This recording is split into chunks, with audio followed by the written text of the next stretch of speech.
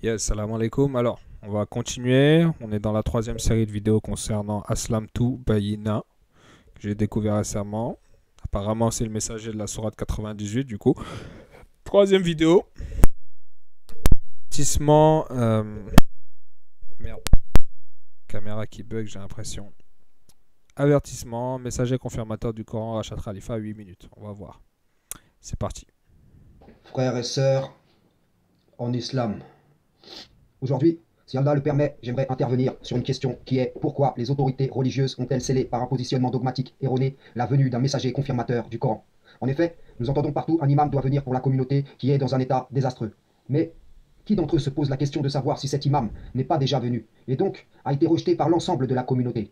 Vous pouvez voir des dirigeants sunnites ou chiites qui ont accepté et prêchent le miracle 19 afin de faire gonfler le nombre d'adhérents à leur dogme.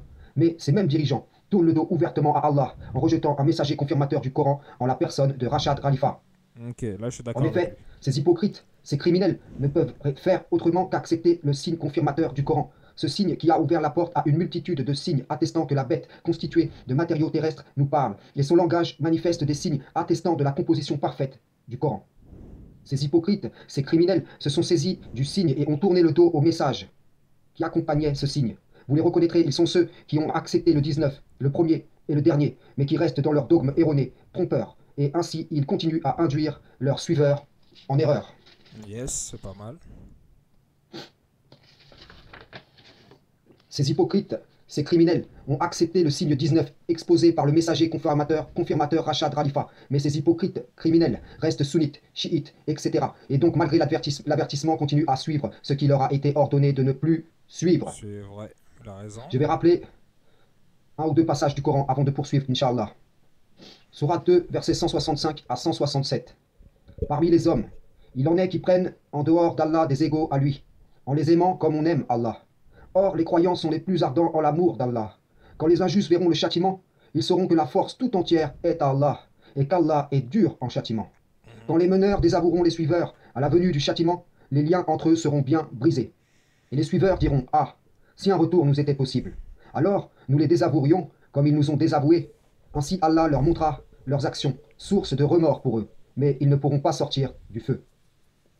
Sourate 6, versets 158-159. Qu'attendent-ils? Que les anges viennent? Que ton Seigneur vienne? Ou que viennent certains signes de ton Seigneur? Le jour où certains signes de ton Seigneur viendront, la foi en lui ne profitera à aucune âme qui n'avait pas cru auparavant, ou qui n'avait acquis aucun mérite de sa croyance. Dis: attendez, nous attendons, nous aussi. Ceux qui émiettent leur religion et se divisent en sectes, de cela, tu n'es responsable en rien. Leur sort ne dépend que d'Allah, puis il les informera de ce qu'ils faisaient. Avant de débuter le sujet, j'aimerais dire à tous les groupements Coran seul, coranistes, soumis, etc., à tous ceux qui reviennent à la ilaha illallah, que celui qui a initié ce retour et appelé à ce retour au culte pur, c'est Rachad Khalifa. Et aucun d'entre vous ne peut prouver le contraire. Donc libre à chacun de l'avouer ou de tourner le dos. Yes. Sourate 7, versets 35 à 36. Ô enfants d'Adam, si des messagers choisis parmi vous viennent vous exposer mes signes, alors ceux qui acquièrent la piété et se réforment n'auront aucune crainte et ne seront point affligés.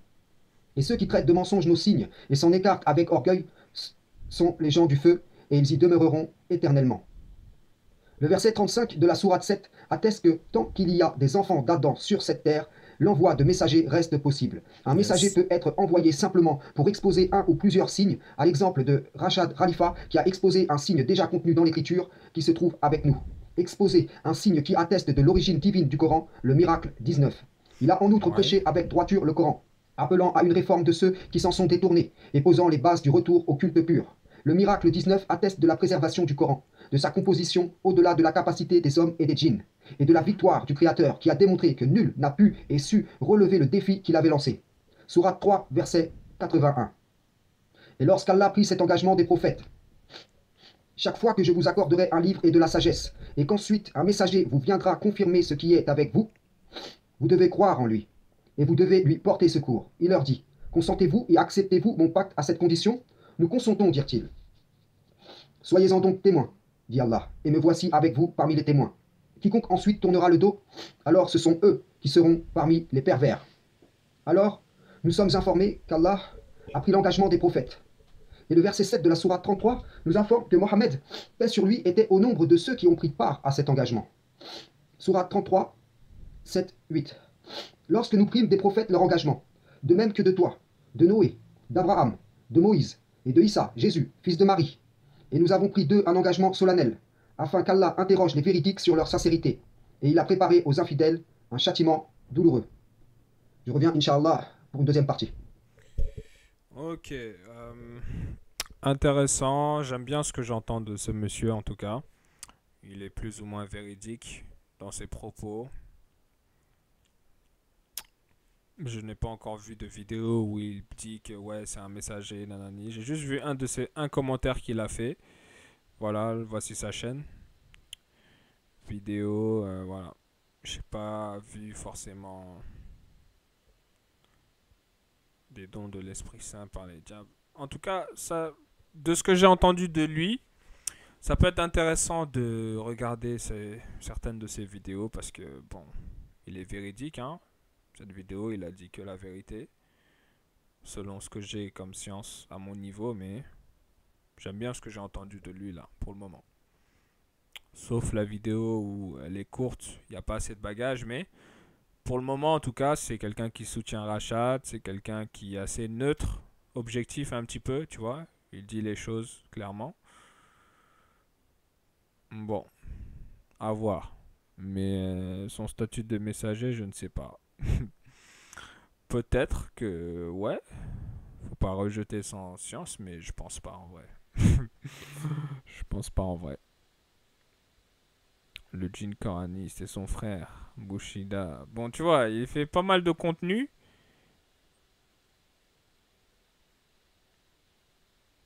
Zouzou, un messager de la part d'Allah pour toi. Bon, on va voir ça. Ce sera la dernière vidéo que je vais voir de lui.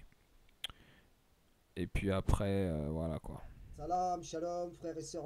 Voilà, on va couper ici par rapport à sa vidéo passée là. La vidéo, celle-ci. Voilà. J'aimerais Messager, dire à confirmateur du Coran, il a dit que la vérité ici. Et on va voir cette vidéo. Zouzou, un message de la part d'Allah pour toi.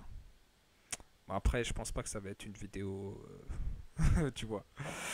On va passer à l'autre et puis après, moi, je vais me coucher, ok? Je te laisse. On va regarder ça et puis on va regarder une autre.